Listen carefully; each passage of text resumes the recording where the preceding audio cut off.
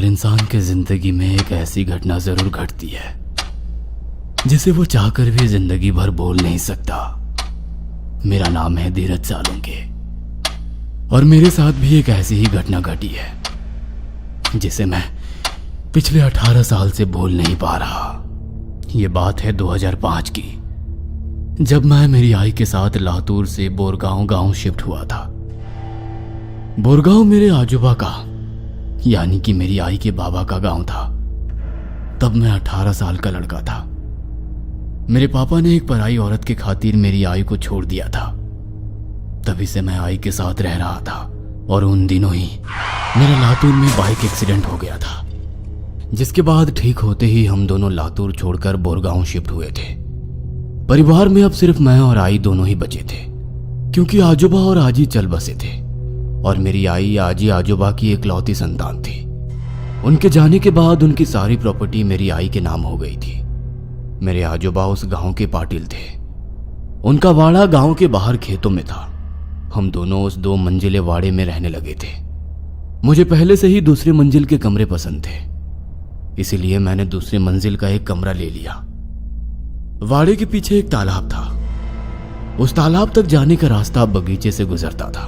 मैं रात दिन खिड़की में बैठकर बाहर पड़ रही बारिश का आनंद उठाता था। लेकिन कुछ ही दिनों में मुझे उस बगीचे में अजीबोगरीब लोग दिखने शुरू हो गए। एक रात में खिड़की में बैठे हुए बारिश चल रही मूसलाधार बारिश देख रहा था, लेकिन तभी मैंने देखा कि एक अजीब सी औरत खिड़की के नीचे खड़ी हुई है। वह मेरी तरफ गुस्सैल नजरों से देख रही थी। उसकी आंखों के नीचे काले घेरे थे और अजीब बात तो यह थी कि उसका गला कट चुका था और उससे खून बह रहा था। मैं ये देखकर बहुत डर गया। तभी वो औरत बहुत जोर से चीखी। उसकी चीख इतनी डरावनी थी कि मेरी रूह कांप उठी और मैं नीचे आई के पास भागते हुए गया। मैंने उसे बताया कि एक अजीब सी औरत मेरे कमरे के खिड़की के नीचे खड़ी है। लेकिन जब मेरी आई कमरे में आई और उसने नीचे देखा तो उसे वो औरत कहीं नहीं दिखाई दी। बेटा, शायद एक्सीडेंट में सर पर चोट लगने के कारण तुम्हें हेलुसिनेशन हो रहे होंगे, या फिर अंधेरे में तुम्हें वो किसी पेड़ का साया हिलते हुए दिखाई दिया होगा जिसे तुम औरत समझ बैठे। आई ने मुझे कहा। मैं उसे बार बार बता रहा था कि सच में वहां एक अजीब औरत थी, लेकिन वो मेरी बात का यकीन नहीं कर रही थी। उस रात में जैसे तैसे सो गया। दूसरे दिन वाड़े में बैठे बैठे मैं बहुत बोर हो रहा था। मुझे वाड़े से बाहर जाकर खेतों में घूमने का मन कर रहा था। वाड़े के पीछे वाले तालाब में तैरने को जी करता था, लेकिन मेरी आई ने मुझे वाड़े के बाहर निकलने से मना कर रखा था, क्योंकि मैं 5-6 दिन पहले ही अस्पताल से डिस्चार्ज होकर आया था। वैसे तो मुझे सब ठीक ठाक लग रहा था, सर में कुछ दर्द भी नहीं होता था, लेकिन फिर भी आई ने कुछ दिनों के लिए मुझे उस वाड़े से निकलने से साफ साफ मना किया हुआ था। मैं जब से बोरगांव आया था तब से शिवानी से मिलने का दिल कर रहा था। शिवानी मेरी बहुत अच्छी दोस्त थी। वो मुझे केवल दोस्त समझती थी, लेकिन मैं दोस्त से ज्यादा समझता था। मुझे बस जल्दी से शिवानी से मिलना था। मैं इस बात की राह देख रहा था कि कब आई मुझे वाड़े से बाहर जाने दे। उस रात में हमारे वाड़े में आई बिल्ली को ढूंढ रहा था, लेकिन वो मुझे कहीं पर भी नहीं मिल रही थी। मैं अपने कमरे में गया और बेड पर लेट गया, लेकिन सारा दिन बेड पर लेटकर मैं बहुत ज्यादा पक चुका था। घर में एक पुराना ब्लैक एंड व्हाइट टीवी था, लेकिन वो भी बारिश की वजह से चल नहीं रहा था। बाहर मूसलाधार बारिश हो रही थी, इसीलिए मैं फिर से उठकर खिड़की की ओर चल गया। लेकिन तभी मैंने देखा कि खिड़की के नीचे एक अजीब सा आदमी खड़ा था। उसका गला भी कल वाली औरत की तरह कटा हुआ था और उससे खून निकल रहा था। और अजीब बात तो ये थी कि उसके हाथ में मेरी बिल्ली थी। वो आदमी गुस्सैल नजर से मुझे देख रहा था। तभी उसने अचानक से बिल्ली का सर मुंह में डालकर किसी गाजर मूली जैसा चबाया। यह देखकर मेरे रोंगटे खड़े हो गए। मैं फटी आंखों से उसकी तरफ देख रहा था। तभी उस आदमी ने बिना सर वाली वो मरी बिल्ली मेरी तरफ फेंकी और वो मेरे छाती से आकर टकराई। मैं जोर से चिल्लाया और नीचे आई की तरफ भागता चला गया। मैंने उसे मेरे साथ घटी सारी घटना बता दी। आई मेरे कमरे में आई। उसने फर्श पर मरी बिल्ली देखी और उसने खिड़की के नीचे झांक कर देखा और कहा, यहाँ से चले जाओ और तुम्हारे मालिक से कह दो कि हम ये वाड़ा और प्रॉपर्टी छोड़कर कहीं नहीं जाएंगे। हमें अकेला छोड़ दो। वो खिड़की से नीचे देखते हुए चिल्लाई और उसके बाद खिड़की बंद करके मेरी तरफ आई। आई वो आदमी कौन था?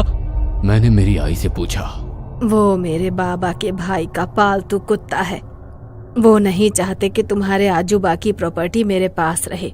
उन्हें लगता है कि उनके जाने के बाद इस वाड़े पर और खेतों पर उनका और उनके बेटों का हक है, इसीलिए वो हमें डरा रहे हैं। इसलिए तुम बिल्कुल मत डरना। आई ने मुझसे कहा। इस पर मैंने कहा, लेकिन आई, मुझे तो वो लोग जिंदा नहीं लग रहे हैं, ऐसा लगता है कि वो मरे हुए लोग हैं। मैंने आई से कहा, नहीं बेटा, मरे हुए लोग वापस कभी नहीं आते। ये भूत वूत आत्मा ऐसा कुछ नहीं होता। तुम सो जाओ और खिड़की से दूर रहना। आई ने कहा और वो मुझे सुलाकर चली गई।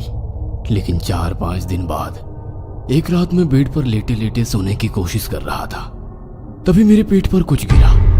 मैंने उठकर देखा तो मेरी मरी बिल्ली थी। उसे देखकर मैं बहुत ज्यादा डर गया, क्योंकि मैंने उसे मरते हुए देखा था। लेकिन मुझे समझ नहीं आ रहा था कि वो वापस कैसे आई। वो बिल्ली मेरी तरफ देखकर म्याओ म्याओ किए जा रही थी, लेकिन मैं डर गया था, इसलिए मैंने उस बिल्ली को जोर से लात मारी और वो बेड से नीचे गिर गई। नीचे गिरते ही वो खिड़की में चढ़कर बाहर कूद गई। मैं खिड़की बंद करने के लिए खिड़की की तरफ भागा, तभी मैंने देखा कि वाड़े के पीछे मेरी आई की एम्बेसडर कार आकर रुक गई। मैं चुपचाप नीचे देखने लगा। आई हड़बड़ी में कार से नीचे उतरी। वो डिक्की की तरफ गई। उसने डिक्की खोली और एक आदमी की बॉडी बाहर निकाली। उसके हाथ पैर बंधे हुए थे और फिर वो उसे कंधे से पकड़कर घसीटते हुए आम के बगीचे में ले गई। शायद वो उसे तालाब की ओर ले जा रही थी।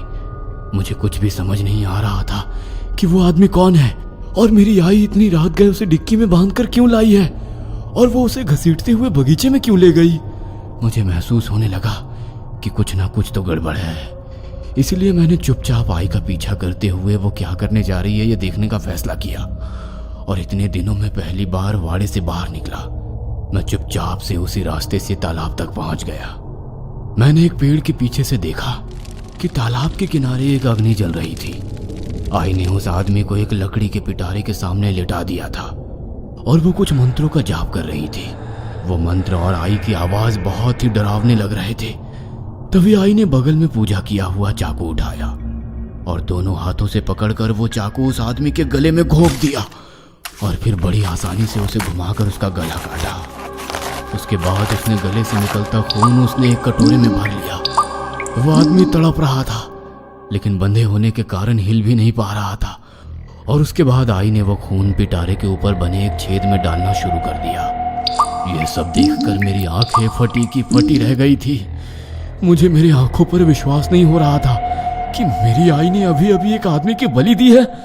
उसके बाद आई ने वो लाश नाव में डाल दी और एक पत्थर से उस लाश को बांधकर तालाब के बीचों बीच फेंक दी। मैं ये सब पेड़ के पीछे से देख रहा था कि तभी आई ने मेरी तरफ देखा। मैं जल्दी से पेड़ के पीछे छिप गया। कुछ देर बिताने के बाद मैंने तालाब की ओर देखा तो आई वहां से गायब हो गई थी। तभी मुझे मेरे पीछे से पैरों की आवाज सुनाई दी। मैंने मुड़कर देखा तो मेरे पीछे आई खड़ी थी, जो बहुत ही डरावनी दिख रही थी।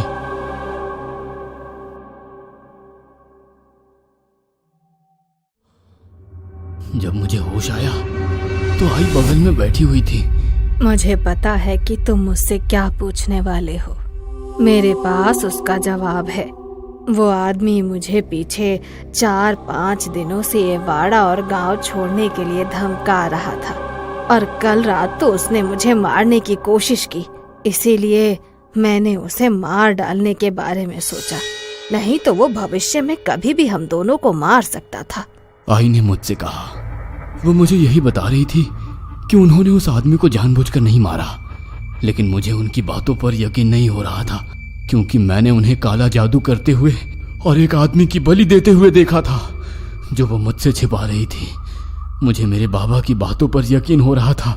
वो मुझसे कहते थे कि तेरी आई चेटकिन यानी कि डायन है, वो लोगों पर काला जादू करती है और मेरी आई ने ही मेरे पिताजी की आई बाबा को यानी कि दादा दादी को काला जादू करके मार डाला था क्योंकि मेरे बूढ़े दादा दादी मेरे आई को बोझ लग रहे थे और इसी वजह से उन्होंने मेरी आई को छोड़ दिया था।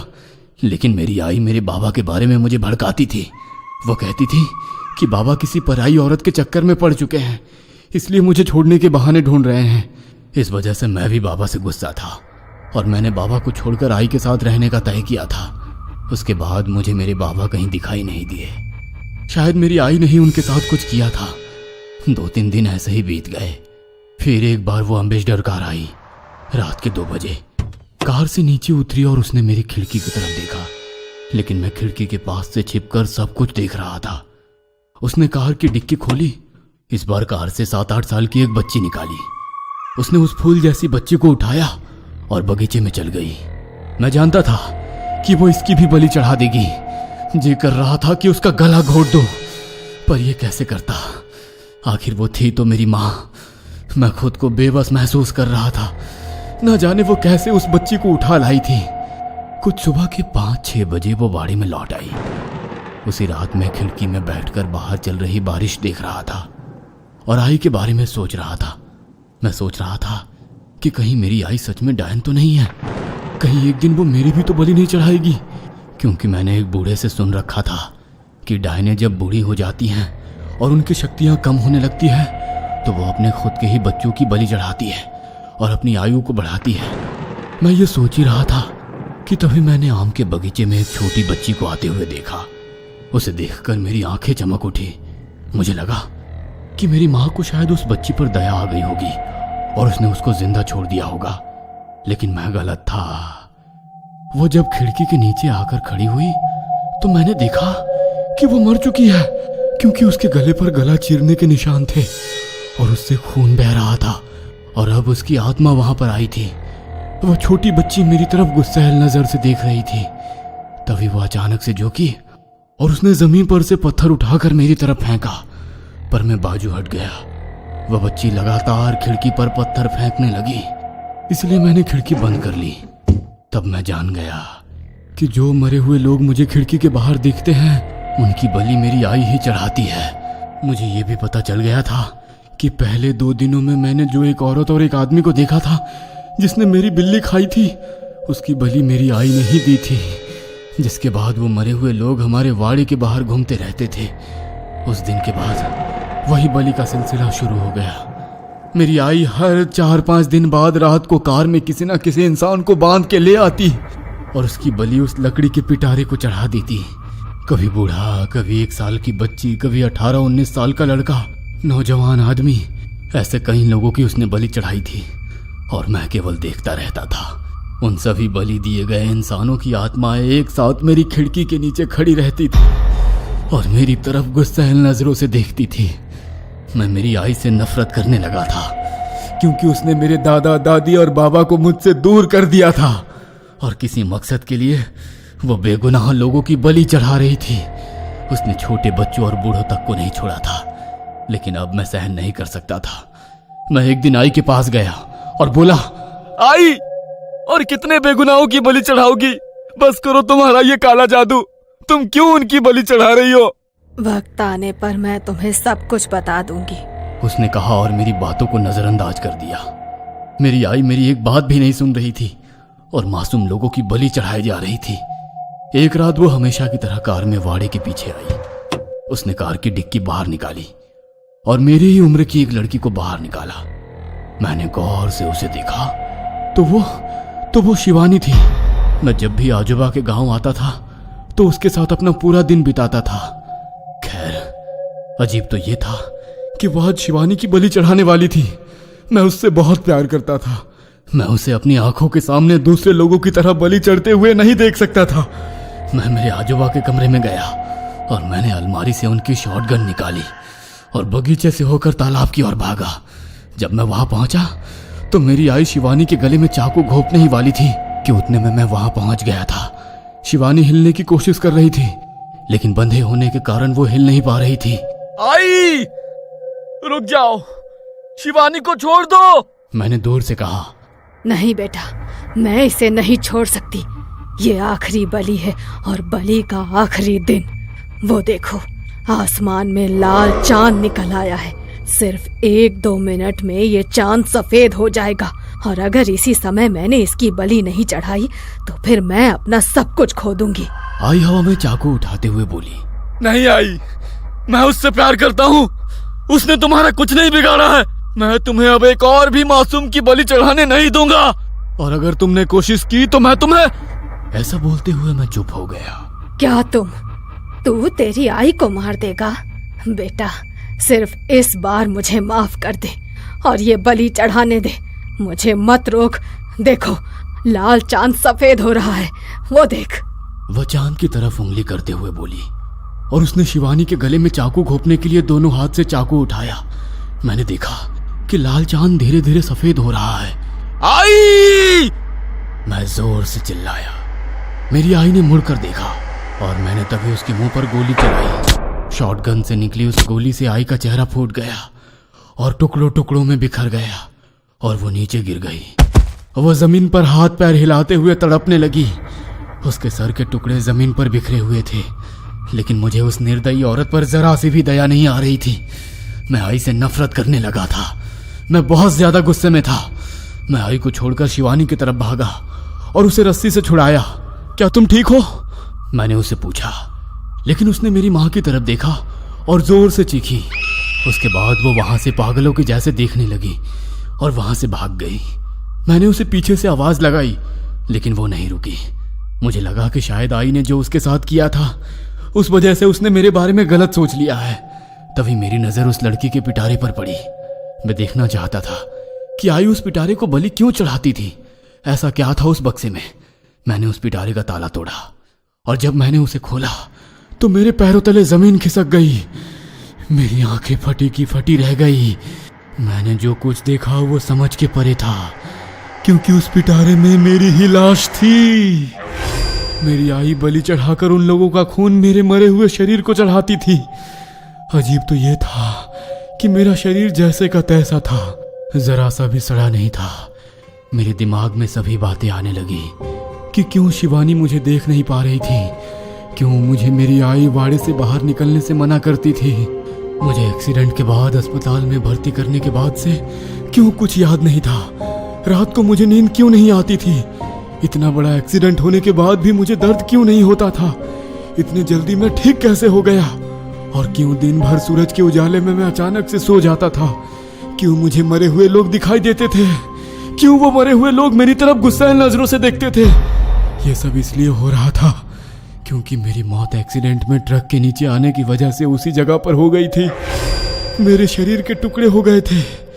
आई का इस दुनिया में मेरे और बाबा के सिवाय कोई नहीं था। बाबा तो उसे धोखा देकर पराई औरत के साथ घर बसा चुके थे, इसलिए वो मुझे गवा नहीं सकती थी। इसलिए उसने मुझे फिर से जिंदा करने की ठान ली और वो मुझे बोरगांव ले आई। वह शैतानी मंत्र पढ़कर मेरे मरे हुए शरीर को लोगों के खून चढ़ाती थी और इसलिए एक्सीडेंट में टुकड़ों टुकड़ों में बटा हुआ मेरा शरीर फिर से जुड़कर ठीक हो गया था। वो उस रात की आखिरी बलि थी और उस बलि से मेरी आत्मा मेरे शरीर में बस गई होती और मैं फिर से जिंदा हो गया होता। मेरी आई मुझे किसी भी हालत में जिंदा करना चाहती थी और उसने मुझे ये बात इसलिए नहीं बताई थी कि अगर काला जादू करने वाला उस विधि के बारे में किसी को बताता है तो वो विधि उस वक्त खंडित हो जाती है और फिर उस विधि को पहले से फिर से दोहराना पड़ता है। इसलिए आई ने मुझे कहा था कि मैं वक्त आने पर तुम्हें सब कुछ बता दूंगी। वह कहती रही कि अगर इसी समय मैंने इसकी बलि नहीं चढ़ाई तो फिर मैं अपना सब कुछ खो दूंगी, लेकिन मैं उसकी बातें समझ नहीं पाया। मैं उस पर शक करने लगा था, यहाँ तक कि मैं उसे मेरे आजी आजोबा का कातिल समझ बैठा था और ये भी समझ बैठा था कि जरूर आई ने ही बाबा के साथ कुछ गलत किया होगा, इसीलिए वो मुझसे कभी भी मिलने नहीं आए। लेकिन सच तो ये था कि वो इंसान अपने नए बीवी बच्चों में इतना डूबा हुआ था कि वो मुझे भूल गया था। उसे बस जैसे तैसे आई और मुझसे छुटकारा चाहिए था। इसीलिए उसने आई को चेटकिन काला जादू करने वाली कहा और फिर हम दोनों को छोड़कर चला गया। मेरी आंखों में आंसू आ गए और मैं रो पड़ा, क्योंकि जिस आई को मैं डायन समझता था वो असल में मेरे लिए देवी थी। वह बस मुझे जिंदा करना चाहती थी और मैं उस पे बेमतलब गुस्सा करता रहा। एक लड़की के खातिर मैंने खुद की ही माँ को मार डाला उसके सर के टुकड़े कर दिए। मेरी वजह से मेरी आई मारी गई। मैं ही उसका खूनी हूं और ये हादसा मुझसे बुलाया नहीं जा रहा है कि मैं ही आई का कातिल हूं। अब मैं उस दिन से ही मेरी आई के साथ इस वाड़े में रहता हूँ।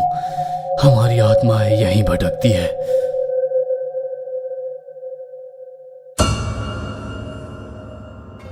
ये कहानी आपको अच्छी लगी हो तो हमें सब्सक्राइब करें, हमारा इंस्टाग्राम और फेसबुक पेज जरूर फॉलो करें। और हाँ दोस्तों, सब्सक्राइब करना भूलना मत।